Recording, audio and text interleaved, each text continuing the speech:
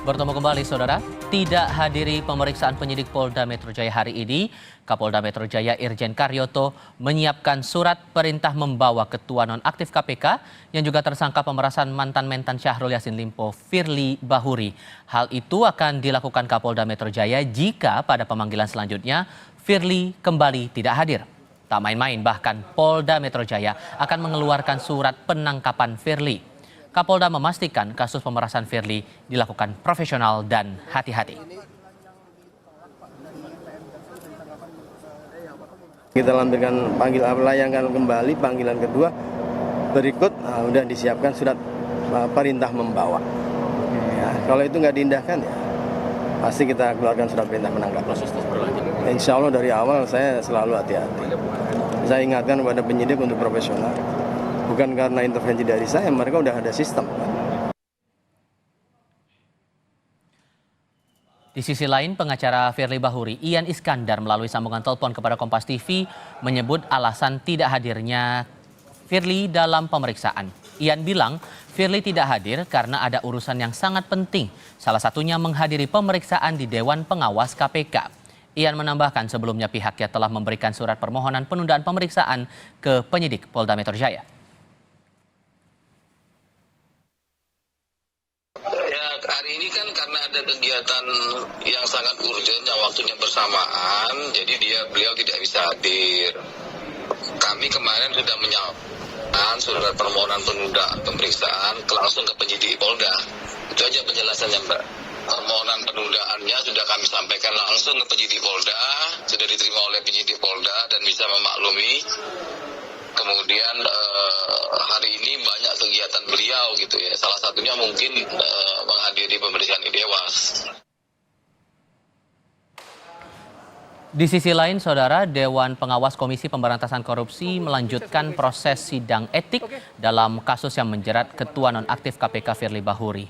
Kemarin 12 orang sudah diperiksa Dewan Pengawas sebagai saksi dalam sidang etik Firly, seperti mantan Menteri Pertanian yang juga tersangka pemerasan jabatan Syahrul Yassin Limpo, Ketua KPK sementara Nawawi Pomolango, dan untuk hari ini ada nama pengusaha yang juga kerabat dekat Firly, Alex Tirta. Total 12 orang juga diperiksa sebagai saksi untuk hari ini. Firly dijadwalkan diperiksa sidang etik hari ini, namun tidak hadir lagi dalam pemeriksaan. Pokoknya cuma mau diperiksa sebagai saksi itu. 12. Oh, 12 orang. 12 Masih sama kayak kemarin, Mas, atau ada yang baru lagi bu saksinya? Ya pasti beda dengan yang kemarin. Kemarin kan pimpinan sudah. Keempatnya udah hadir semua ya? Semua sudah hadir. Kalau hari ini internal semua atau ada pihak eksternal lagi? Hari ini ada internal, ada eksternal. Ya. Dan terkonfirmasi semua bakal hadir kalau pemeriksaan? Sampai kemarin itu terkonfirmasi hadir. Saya belum ada konfirmasi kalau akan hadir hari ini atau tidak, saya belum ada konfirmasi. Tidak hadir lagi itu sidang tetap jalan. Sidang tetap jalan seperti biasa ya. Iya, lagi Ketua Nonaktif KPK Firly Bahuri mangkir dalam pemeriksaan sebagai tersangka dalam kasus dugaan pemerasan di Barreskrim Polri hari ini. Kapolda Metro Jaya bahkan sudah menyiapkan surat perintah membawa Ketua Nonaktif KPK itu. Apakah ada upaya paksa untuk menahan Firly? Kita akan diskusikan bersama dengan narasumber kami. Sudah terhubung saat ini anggota Komisi Kepolisian Nasional atau Kompolnas Bekto Suprapto. Pak Bekto, selamat sore Pak. Selamat sore, Terima kasih. Dikoreksi, saya bukan anggota Kompolnas, saya mantan anggota Kompolnas. Oke, mantan anggota Kompolnas. Terima kasih sebelumnya sudah mau bergabung bersama kami Pak Bekto. Sampai Kapolda melayangkan pernyataan, menyiapkan surat perintah membawa Firly. Ini sudah dalam bentuk polisi akan melakukan upaya paksa untuk menahan Firly atau gimana Pak? Saya menyikapinya tidak seperti itu, karena yang disampaikan Kapolda Metro Jaya adalah aturan yang ada di KUHP. Aturan di KUHP itu seorang tersangka yang dipanggil tidak datang, maka akan dipanggil dengan surat panggilan kedua, disertai dengan surat perintah membawa. Jadi ini aturan KUHP, bukan maunya penyidik, bukan maunya Pak Kapolda Metro Jaya, atau bukan maunya siapapun, tapi KUHP yang mengatur masalah itu. Oke, tapi sampai kemudian ini terakhir juga sudah ada pernyataan dari pihak kepolisian dari Polda Metro Jaya bahwa alasan ini tidak dipandang tidak masuk akal oleh penyidik sehingga perlu kiranya tersangka ini tetap dihadirkan untuk pemeriksaan berikutnya. Anda merasa bahwa ini ada upaya untuk menghambat proses penyidikan atau ada hal lain sebetulnya? Tidak bisa serta-merta seperti itu. Saya menganggap Pak Firly Bahuri itu purnawirawan polisi, Jenderal Bintang 3, sangat paham tentang aturan KUHAP. Ya, kita tidak tahu apa yang terjadi sehingga Pak Firly itu mangkir atau tidak bisa hadir. Kalau tidak bisa hadirnya itu punya alasan yang tepat, ya tidak masalah, penyidik perlu memerintahkan hal tersebut. Kita tidak tahu, sama-sama tidak tahu. Oke. Tapi di sisi lainnya juga ada kekhawatiran dari beberapa pihak, terutama dari akademisi hukum, pengamat hukum, bahwa kalau kemudian Firly ini tidak ditahan akan ada kemungkinan menghilangkan bukti, kemudian ada tindakan berulang dan lain-lain begitu. Anda melihatnya bagaimana kemudian peluangnya ini? Itu adalah alasan subjektif dari penyidik untuk menahan atau tidak menahan tersangka. Alasan subjektif itu juga diatur di dalam KUHAP, yaitu satu, khawatir tersangka melarikan diri, yang kedua, khawatir tersangka merusak atau menghilangkan barang bukti, dan yang ketiga, khawatir tersangka akan mengulangi tindak pidananya. Jadi bukan karena tekanan, bukan karena maunya siapa, aturan hukum yang berlaku di Indonesia mengatur demikian. Oke. Tapi sudah ratusan saksi diperiksa, tampaknya masih belum yakin dari penyidik ini untuk bisa melakukan penahanan atau mengambil tindak lanjut lain setelah menetapkan Firly sebagai tersangka. Sementara kasusnya Syahrul Yassin Limpo sendiri sudah berlangsung cepat, bahkan sudah ditahan begitu, Pak. Gimana tuh? Baik, saya jawab ya pertanyaan ini seolah-olah penyidik itu harus menahan tersangka.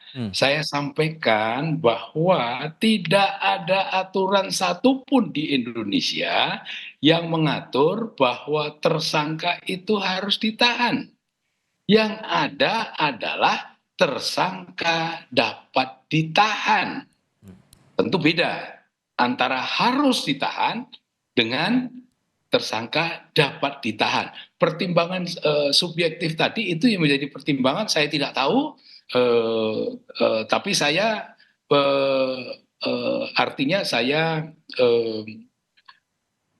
berpikir, ya, saya menyimpulkan, saya maklum kalau Pak Firly Bahuri itu belum ditahan sampai dengan sekarang. Sampai di mana tidak ditahan kita tidak tahu. Tapi dengan ancaman pidananya maksimal seumur hidup, apakah itu juga harusnya bisa dijadikan dasar pertimbangan, Pak? Enggak juga, tidak juga. Undang-undang tidak mengatur ini ancaman hukumannya begini, makanya harus ditahan. Tidak ada. Ya, sekali lagi tidak ada keharusan penyidik itu untuk menahan tersangka, tetapi dapat ditahan. Ini menjadi pertimbangan, ya, karena menurut saya ini menahan Pak Firly atau tidak menahan ini dilema besar. Ini masalah psikologis yang besar bagi polisi, ya, karena nanti bisa menahan disalahkan, tidak menahan juga disalahkan. Seperti pertanyaan sekarang kan seolah-olah ini disalahkan karena tidak berani menahan dan sebagainya. Saya pikir tidak seperti itu. Jadi baiknya bagaimana agar spekulasi ini tidak berkembang lebih liar lagi begitu, Pak? Kita lihat saja perkembangannya, ya. Kan ini akan dilakukan panggilan kedua dengan surat perintah membawa. Lah kita tunggu saja, karena itu aturan di dalam KUHAP, aturan hukum yang berlaku untuk sistem peradilan pidana kita. Untuk tindak lanjut beracaranya berikutnya nih, Pak. Sebetulnya walaupun kemudian kita paham dalam KUHAP juga ada dasar objektif dan dasar subjektif untuk seseorang itu bisa ditahan, dengan beberapa pertimbangan itu tadi, maka hal apa lagi yang kiranya perlu diperhatikan oleh penyidik agar jangan sampai kepastian hukum ini tidak terlihat di mata publik begitu? Yang pertama, sekarang ini kondisinya, ya, tuntutan profesionalitas penyidikan sangat tinggi, khususnya para tim penyidik yang sedang menyidik Pak Firly Bahuri, ya. Karena ilmunya penyidik ini juga dimiliki oleh Pak Firly Bahuri. Pak Firly Bahuri itu juga penyidik yang hebat sehingga menjadi ketua KPK meskipun sekarang diberhentikan sementara. Jadi ilmunya sama. Ini adalah sekali lagi tuntutan profesionalitas polisi ini sangat tinggi, dan ini bagi polisi menjadi dilema besar bagi penyidik, ya, termasuk para purnawirawan Polri seperti saya ini. Karena juga tidak tahu fakta-fakta yang dimiliki, alasan Pak Firly dan sebagainya untuk tidak hadir dan sebagainya tidak tahu.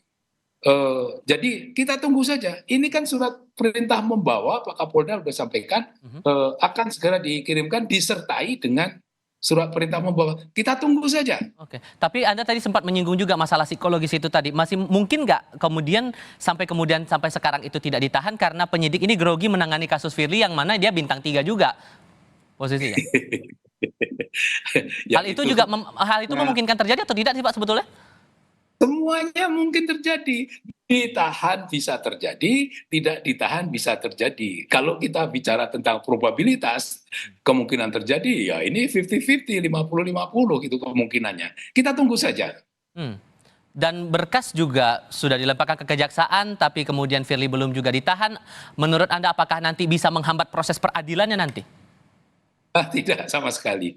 Ya, Polri ini sudah tua, Polri itu sudah banyak mengalami perkara-perkara besar dan nanti akan berjalan sesuai waktunya. Kan ini kan juga proses penyidikan nanti dilanjutkan dengan penuntutan. Kita menunggu berkas perkara yang sedang diperiksa oleh jaksa penuntut umum ini sudah memenuhi syarat atau tidak. Nanti kalau memenuhi syarat akan diberikan surat pemberitahuan bahwa penyidikan sudah lengkap. Kalau dinilai belum lengkap, nanti akan dikembalikan disertai dengan penjelasan kurang ini, kurang itu, sebaiknya penyidik melakukan ini, itu dan sebagainya. Kita sabar saja untuk menunggu, ini sedang berproses. Oke, tapi kemudian sudah ada janji bahwa dari pihak Polda Metro Jaya akan melayangkan panggilan berikutnya. Kalau kemudian terpenuhi, apakah Firly patut untuk langsung ditahan atau gimana Pak? Bolak-balik itu lagi. Tidak ada keharusan untuk menahan, tapi dapat ditahan. Ya, ini harus diketahui dengan pasti. Beda antara harus ditahan dengan dapat ditahan. Ini berbeda sama sekali. Oke, karena peluang itu juga sudah tertuang dalam Kitab Undang-Undang Hukum Acara Pidana. Pak Bekto, terima kasih banyak sudah mau berbagi perspektif bersama kami kali ini. Sehat selalu untuk Anda Pak. Selamat sore. Terima kasih, selamat sore.